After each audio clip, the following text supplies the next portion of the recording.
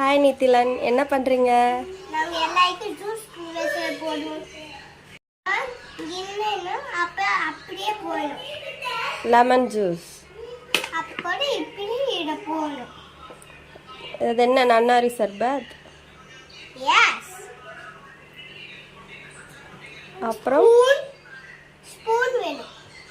ஜீனி, கொஞ்சம் ஜீனி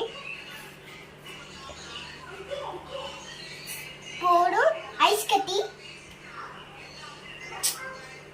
எல்லோ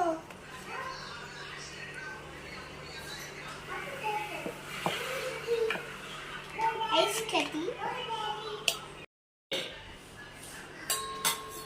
ஓகே, கலண்ட்.